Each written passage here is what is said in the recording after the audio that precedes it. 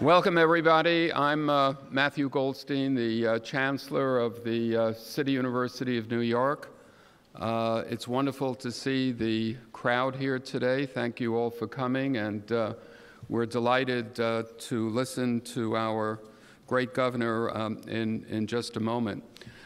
Just on a point of privilege, in 2008, Governor, and again in 2010, I invited to New York City the top CEOs of the major public universities in the United States. And from Michigan to California to Texas to Florida, Georgia, Indiana, Ohio, we had them all here. And the purpose of the encounter was to talk about the future of public higher education in the United States. We did it in 2008 and we did it in 2010, and there was a lot of lamenting about the status of public higher education in the United States. But today, my phones have not stopped ringing, asking me, how did your governor get it done?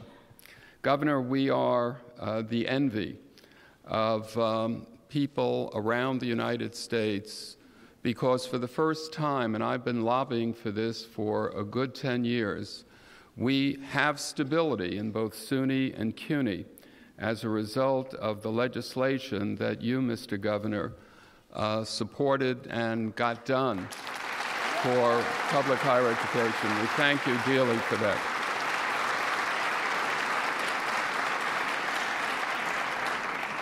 We have a number of officials, elected officials, public people that I'd like to acknowledge before I introduce our borough president. We're joined by Congressman Joe Crowley. Joe, thank you. Congressman Gregory Meeks. District Attorney Richard Brown. Assemblyman Roy Landsman, former Borough President Claire Shulman, and we have a number of council members, Elizabeth Crowley, Leroy Comrie, Daniel Drome, Jimmy Van Bramer, Mark Weprin, James Gennaro, Reuben Wills, Peter Vallone, Jr., also former Congressman Floyd Flake is with us, and former City Councilman Archie Springer. I would be remiss without acknowledging our very distinguished president here at I was going to say CCNY, my alma mater, but we can't do that. Jim Meiskens, the president of Queens College. You know, I first met our very distinguished borough president, Helen Marshall, a number of years ago when she was the founding chair of the newly established Higher Education Council, councilwoman of the New York City Council, of Higher Education for the New York City Council. And she was extraordinary. She really understood the importance of higher education, a committee that had never been established before in the City Council, and followed her work as she worked tirelessly on behalf of the people who live in this great borough of Queens as borough president. So it's first with Claire, who we work very closely with, and now with Helen Marshall. Thank you for the very good work that you continue to do for this city and this borough, and it's a pleasure for me to call you my friend. I'd like to introduce Helen Marshall, who will introduce our governor.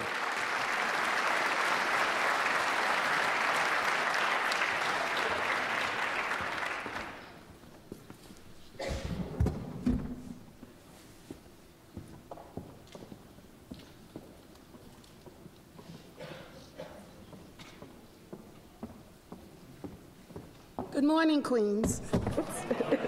Oh, yeah. Better, right? First of all, I'd just like to tell you a few words about Matthew Goldstein, who is our chancellor. He is the first chancellor in the history of the City University to actually have graduated from it. And he understands.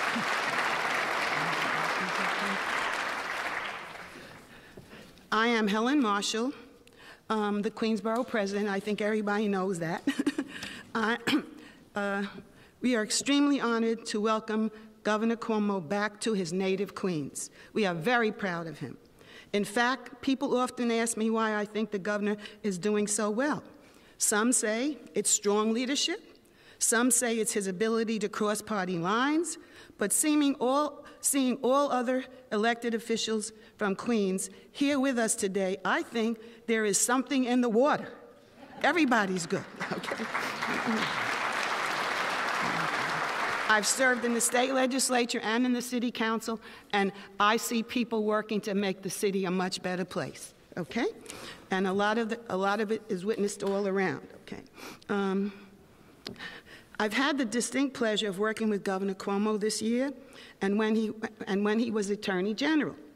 And there is no doubt that under his leadership, New York had a historic year. A year ago, the governor was set out to transform state government into an effective, efficient body that worked for the people of the state of New York.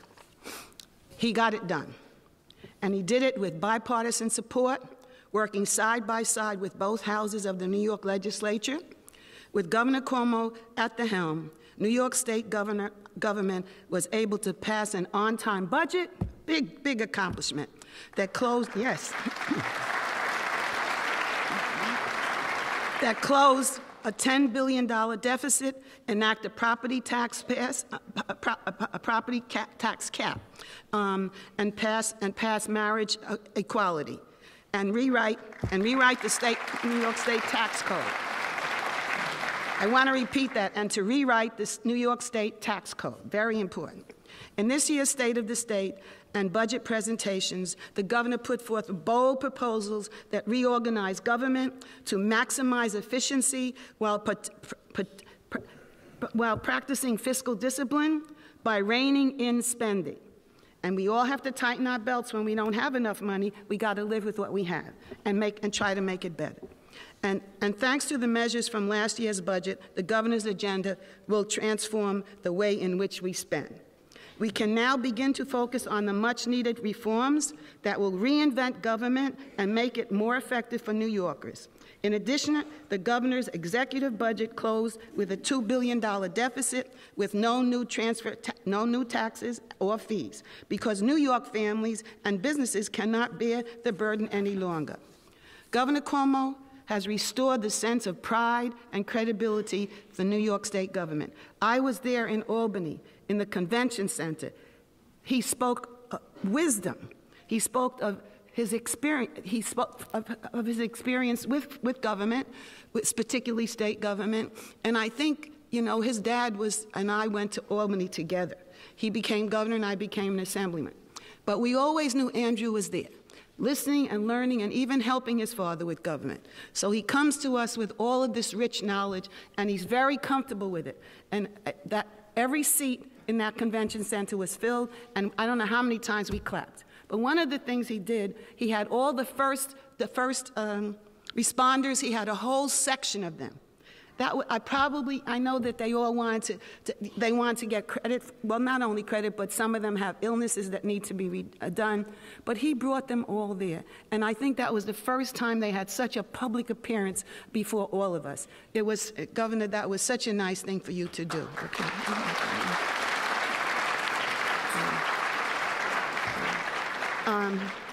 He has transformed Albany into a national model of effective government by avoiding the gridlock and partisan politics that has plagued Washington, D.C. for far too long.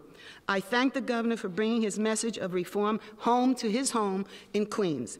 It is my pleasure sincerely to introduce the King of Queens, Governor, and Governor of New York State. Ladies and gentlemen, I present to you our fabulous governor, Andrew Cuomo.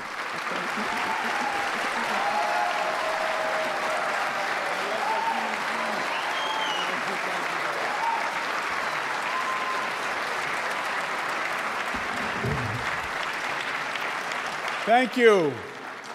Thank you, and good morning to you. What a pleasure for me. King of Queens. I think there is a King of Queens. Isn't there a show, King of Queens? First to a really spectacular, spectacular borough president, Helen Marshall. Let's give her a big round of applause.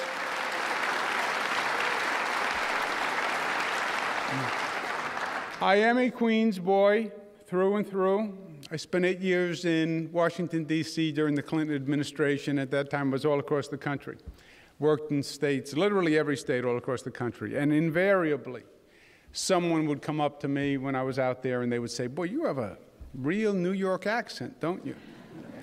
And I'd say, no, that's a Queens accent. That's what that is.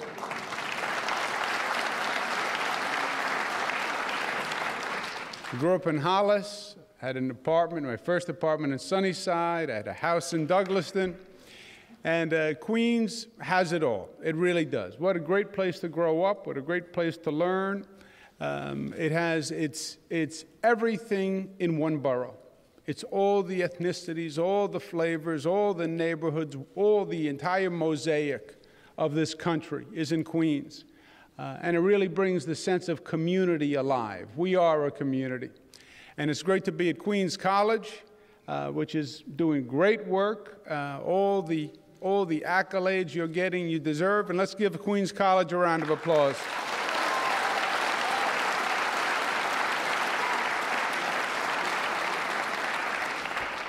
Big round of applause for Chancellor Matthew Goldstein, who's improving the entire system. College President James Meiskens. Let me tell you how good, hold the applaud, because I'm going to tell you how good this president really is and how kind. You know what he said?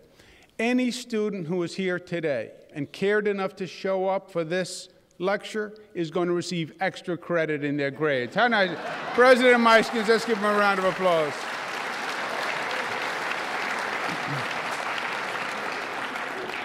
We have a lot of elected officials who are here today, a lot of colleagues. I don't want to get into trouble by pointing them out, but I welcome them all. But the two congressmen I want to acknowledge, just because back in Queens, bringing back a lot of memories, I have a little guilt that I want to assuage right now.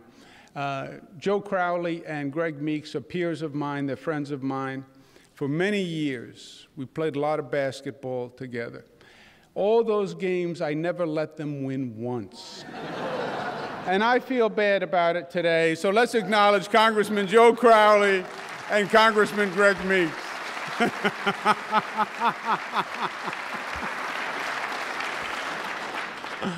Thank you all very much for coming out today. This is the start of my second year. I am a one-year-old governor. Not actually one-year-old, but one-year-old as governor. And in the beginning of the term, what a governor does, what a mayor does, president does, they offer in my case, the state of the state, president's case, state of the union. Mayors will do a state of the city, but an address that does literally what the words suggest. What is the state of the state? What condition is the state in? And what is your vision for the state?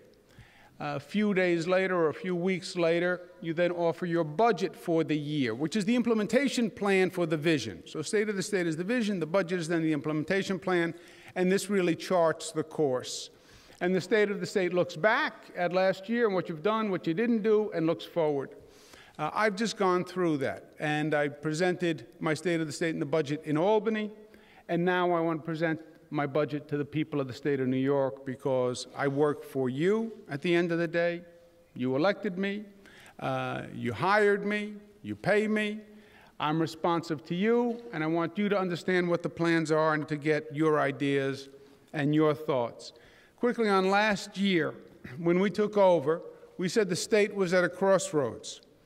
New Yorkers were hurting. We have an economy that has wreaked havoc from one end of the state to the other, and all the emotional fallout from a bad economy.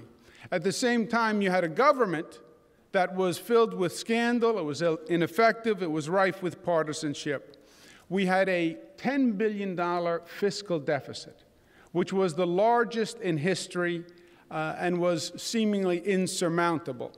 But worse than a fiscal deficit We had a trust deficit, a performance deficit, and an integrity deficit in Albany. So we had the worst combination. We had a state with people with many problems and a government that didn't have the capacity and the credibility to make a difference. That's where we were last year. And I said when I started, we had a choice to make, and that we could either remain dysfunctional and divided as a government and as a state, or we could come together, reestablish our government, and rebuild our state. Well, we made the right choice. We chose to begin to literally change the culture of Albany, to put the people first. And last year, we had a legislative session that was an historic success. Look at what we accomplished just last year. We closed a $10 billion deficit with no gimmicks. We did it on time. We passed the first ever property tax cap, which limits how much your local property taxes can go up. We closed 3,800 prison cells, which was the first time in decades, ending the expansion of prisons and providing more services, more remediation in the communities. We eliminated the MTA payroll tax for most small businesses. We passed the toughest rent regulations in 30 years to protect tenants. You should have.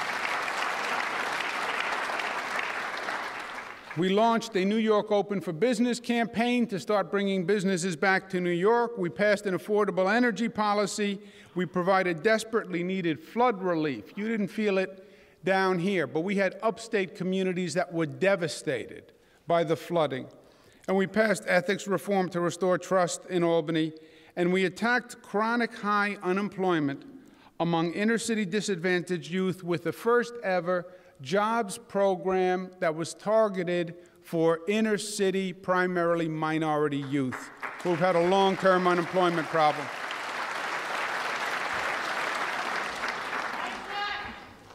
We also had tremendous achievements in two areas. One, so will I. One in the area of social justice.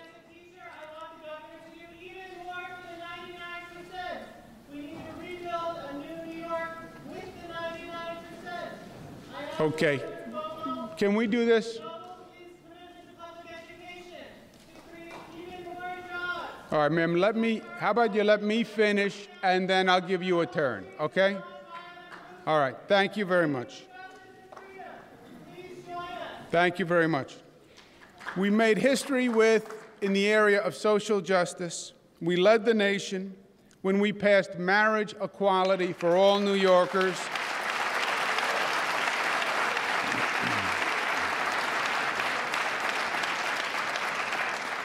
And we passed marriage equality, and when New York does something, it has a profound effect that radiates across the entire country. I can't tell you how many states are now contacting us to find out how we passed marriage equality, how we did it, and they want to do it in their state. And I believe at one point this will be the law of the nation, and it should be.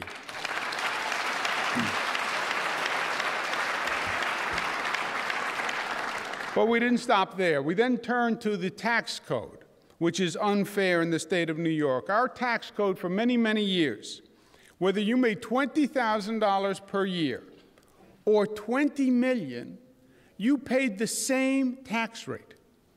The same tax rate, whether you made $20,000 or $20 million, believe it or not. It was just wrong. It was just unfair. It had to stop, and it did. Our principle was very simple.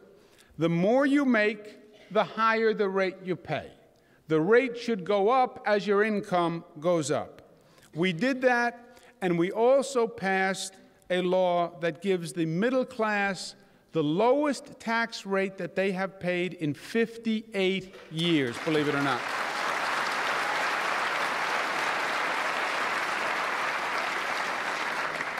Now, 58 years. It's almost hard to imagine when that was. Lowest tax rate in 58 years. It was so long ago. So just to give you a perspective, it was 1953, 58 years ago. Gas was 29 cents a gallon.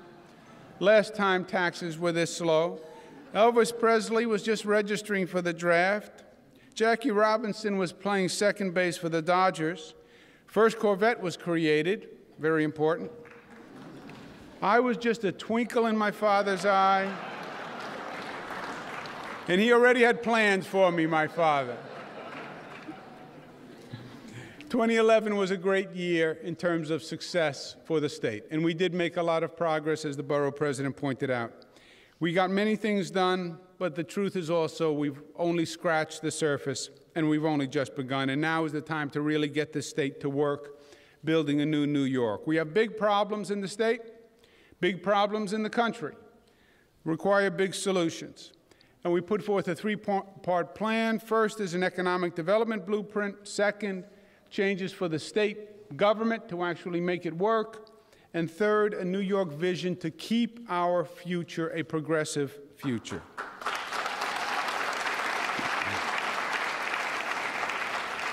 We want to begin by building on our economic strength. New York is a destination location. Tourists spent $50 billion in 2010. Tourism is probably the largest single economic engine for the state. New York must stay ahead of the competition. People don't just come. They come because you're creating and building and developing.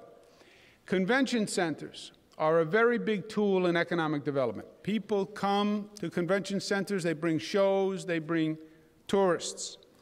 Right now, the New York Convention Center, the Javits Convention Center in Manhattan, is number 12 in terms of size in the nation. The Javits Center opened back in the 80s. My father was governor, actually. And even when it was opened, it was already outdated, and other convention centers had been planned and had surpassed it. And we've been talking literally for 30 years, what do we do about Javits? It's not competitive. We can't get the big shows. We're not competing. And that's what we've been doing, talking but not doing. My plan is let's build the largest convention center in the nation.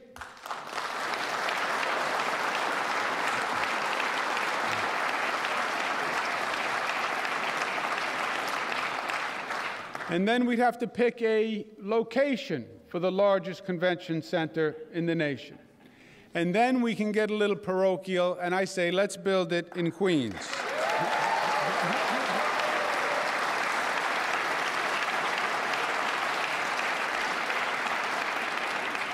We have a great site at the Aqueduct Raceway. There's a company called Genting that is opening a racino. They're one of the world premier companies. They will build a convention center at that facility. They'll make it the largest convention center in the country. It will generate tens of thousands of jobs, and New York will go from number 12 to number 1, and that's where New York should be.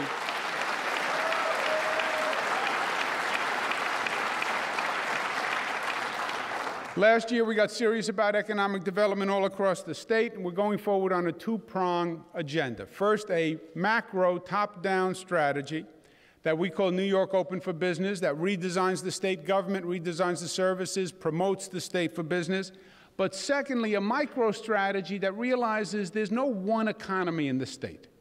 We have regional economies in the state. Western New York, Buffalo is one part of the state. The North Country is something else. Queens is something else. So we're developing micro enterprise strategies for each region in the state. We're doing it with what we call regional councils. We had the first round where we're empowering local communities. It worked extraordinarily well. There's Matt smiling, not because he has a plaque, but because he's standing next to Maria Bartiromo.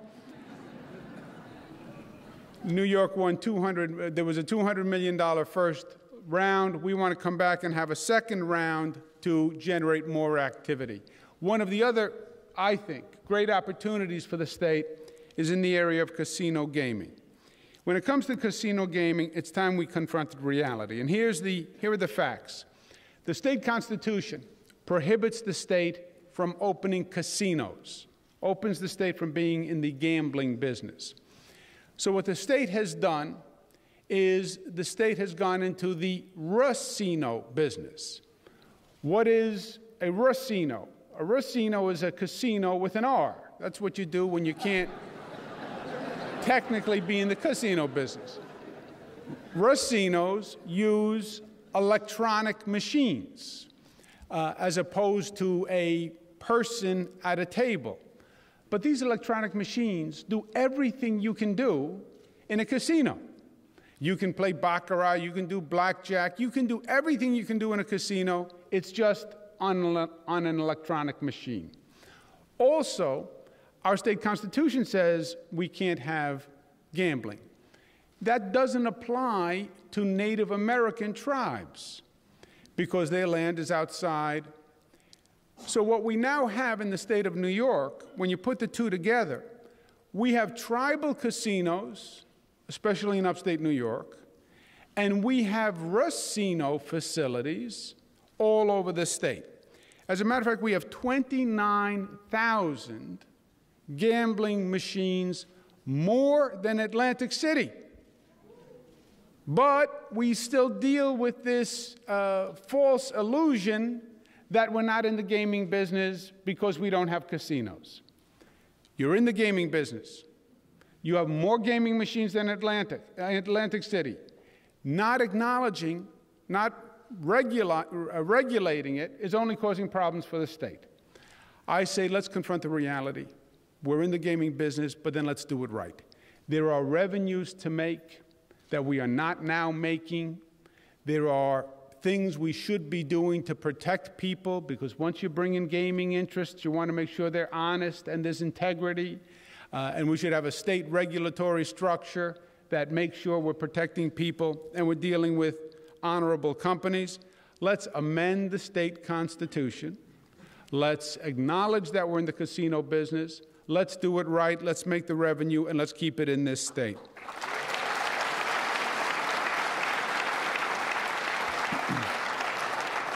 It's also a time when we have a great opportunity to rebuild this state. Because, look, we need jobs. The economy is slow. We need to keep New York competitive. We need to keep New York safe. And when you look at what we actually need to get done in the state, you'll see how easy it is to put all our pieces together and actually rebuild the state infrastructure. As we sit here today, 30% of the bridges are rated deficient. 40% of the roads are fair or poor. 83% of the state parks and major DEC dams are in disrepair. I want to accelerate a capital program in the state, do more infrastructure repair and reconstruction than has been done in modern political history, and create the jobs that go with it. It's work we have to do anyway. It's work we have to do to keep us safe, to keep us competitive. Now is the time to do it. I want to rebuild over 100 bridges statewide.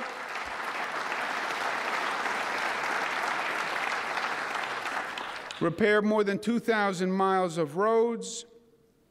Finance the upgrades to the airports, which is very important to keep commerce coming in and out. Improve 48 state parks. And at the same time, I think there's a great opportunity in construction in our power infrastructure. When you look at the state, it really is time that the state undertakes construction of what I call an energy highway. We now have great sources of supply of power in the North Country, near the Canada border, where there's hydroelectric power available in Canada. We have power in the western part of the state, hydropower also, from the dams, Niagara, et cetera. We have tremendous demand in downstate New York. Our problem has been for many years, how do you get the power from upstate New York to the demand areas in downstate New York? There are private sector companies that are willing to lay the cable, to build the network that will connect the entire state and bring the supply from upstate to meet the demand downstate. They will do it at their cost. It will be about a $2 billion construction project. But it will be what Eisenhower did in the 50s, will be what this project does today. The way Eisenhower's highway system connected a grid for commerce all over this country, the energy grid will create commerce all across the state of New York. It'll be done by private sector companies at no cost to the state. The state is going to issue an RFP to get it going, and I want it to be started this year.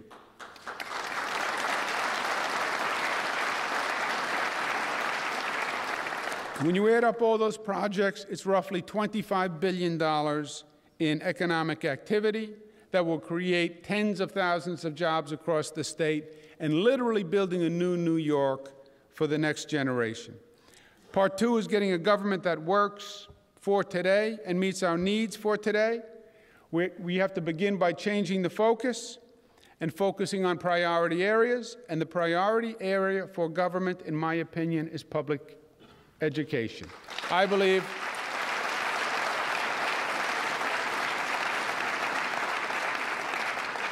every elected official who is here today, City Council, Assembly, Senate, Congress, this is job one for government, for every citizen, is the public education system, and we have so much more to do in that arena. One of the important lessons I learned in my first year was that everybody in Albany has a lobbyist. Big, high-priced lobbyist. They come with a public relations firm, a whole fancy operation. I learned that the school superintendents have a lobbyist. I learned that the principals, they have at least one lobbyist. Teachers have lobbyists. School boards have lobbyists. Maintenance personnel have lobbyists. Bus drivers have lobbyists. You know, the only group that doesn't have lobbyists in Albany are the students.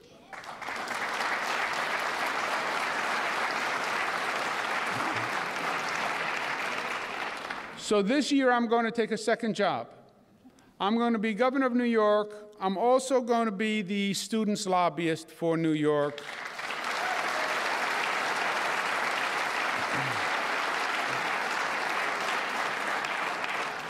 And here is where I want to start as a student lobbyist. The shift and the focus that we need to go through is that education, in many ways, has become more about the business interests than the student's interest.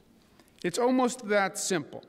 And there's a reform movement that's going on all across the country now that is shifting the focus back onto the student rather than on the industry, and focus on student achievement rather than industry funding as a measure of success. We have to change our thinking. It's not about the process of education, it's about results in education. It's not about funding a system, it's about helping an individual. It's not about the salaries and pensions of people who work in education. Those are not the numbers that matter. The numbers that matter are the graduation rates and the test results of the students.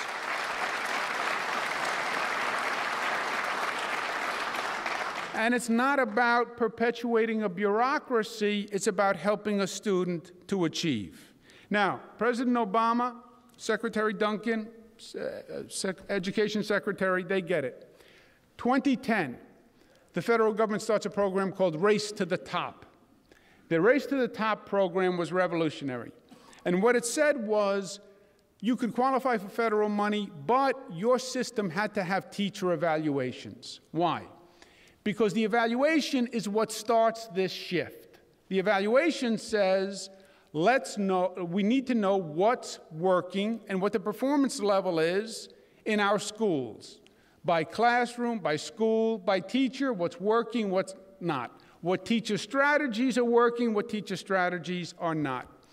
And the president said, any state that agrees to do teacher evaluations, they can qualify for federal funding. We raised our hand because they were offering money, so we raised our hand. We said, we will implement teacher evaluations. We want to qualify for the money. And we won the money based on our representation in 2010 that we were going to do teacher evaluations. Now, still to this day, there are no teacher evaluations. Why? Because the bureaucracy doesn't want to implement an evaluation system. And there's all sorts of questions about who does it and what are the effects, and can I get hired, can I get fired? So there is no evaluation system. The federal government, in the meantime, has called up and said, we want our money back because you haven't done the evaluation system, and which is Correct, obviously. And my point this year is 758 school districts, no evaluation system, that this is a crisis and we must act. We could lose the $700 million. How much is that? Our entire increase in education this year is $800 million. So if we lose the 700, we lose almost the entire increase in education funding. And most important, the evaluation system is the right thing to do. We have to start to measure the performance of education and know how these students are actually doing. Without an evaluation system, we're just going to continue the status quo, and we will be blind. My proposal is this. I will increase aid to education 4% next year.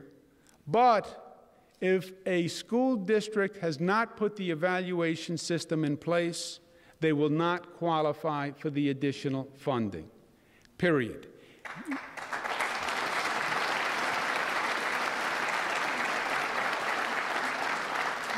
So no evaluation system, no money, period. If you're serious about education, this is going to be the first time we actually take a step towards reform. We're behind the rest of the nation right now.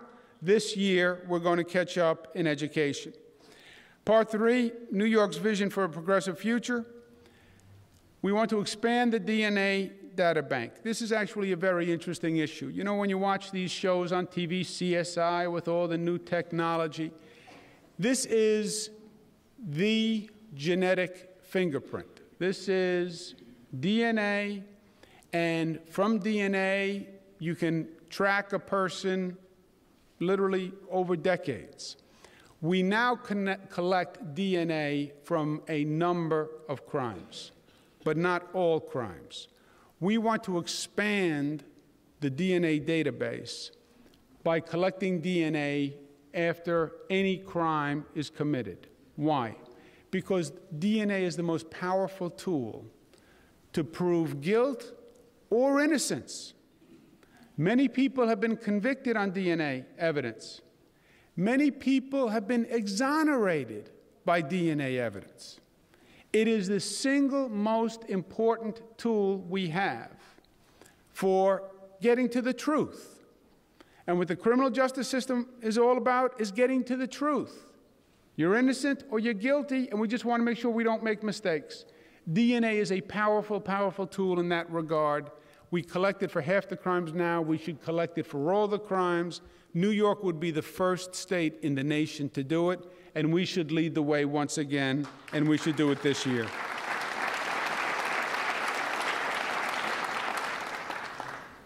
For all our sophistication in this great state, for all our improvements, there are still some very basic needs that have gone unmet. 1 out of 6 children live in a home where they go to bed hungry. And they will say there's not enough food in the house. 1 in 6 children. The federal government runs a food stamp program. We leave $1 billion on the table every year for people who don't claim the food stamps. Why? Well, one of the reasons is to get food stamps in some parts of this state, you have to be fingerprinted.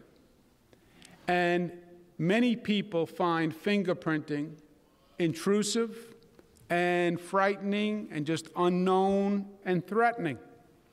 So you have many people who are eligible for food stamps, but don't go claim the food stamps because of the fingerprinting, and their children go to bed hungry. The flip side of the argument is, well, fingerprinting helps detect fraud. I understand that. I understand that. My position is this. There are many ways to detect fraud, especially nowadays. You don't need fingerprinting. And if fingerprinting is stopping people from applying for food stamps so children are going to bed hungry, let's do away with fingerprinting, and let's do away with fingerprinting now.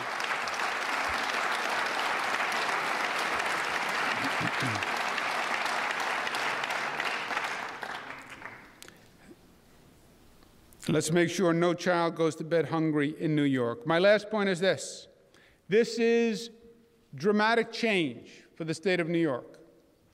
Last year was dramatic change, but this is even more dramatic change. A lot of interests are aligned to put the system together just the way the system is together now. And when you go to change the system, it's very hard. First, change in general is very hard. You know, we all say we like change. We think change is a good thing. We don't really mean that, by the way, when we say that. When we say we need change, we really mean you need to change. A lot of things you do bother me. A lot of things you do could be done differently. Me, I'm just fine. We really want control in our life, right? We really don't want change. So change is hard. This is going to require a lot of change. And to get change in Albany is very tough. To get change in Washington is very tough. To get change in City Hall is very tough. A lot of interests are aligned. You know when change comes to government? Change comes when you decide change needs to come to government. That's when it happens.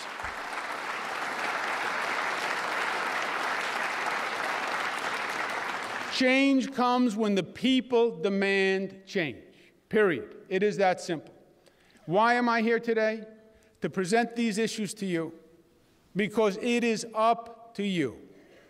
The legislature in Albany represents you. They are your elected representatives. They are here today as your elected representatives to find out what you think, what you need, what you believe, what you support, because they want to represent you. I need you to step up and make your voice heard. No lamenting about the process and the special interests, and you have the power. You have the ultimate power. You know what the ultimate power in the system is? It's right here. This is the ultimate power. You know what this is? This is pulling the lever. That's it. That's the ultimate power. You decide. It's your state, it's your community, it's your future, your children, your family. I need you to step up and get involved in this fight today. Let's pass this reform agenda, and let's make this great state greater than it has ever been before. We can reform education, we can bring back jobs, we can make this community stronger than ever before, and let's start with Queens, because it all started in Queens. Thank you, and God bless you.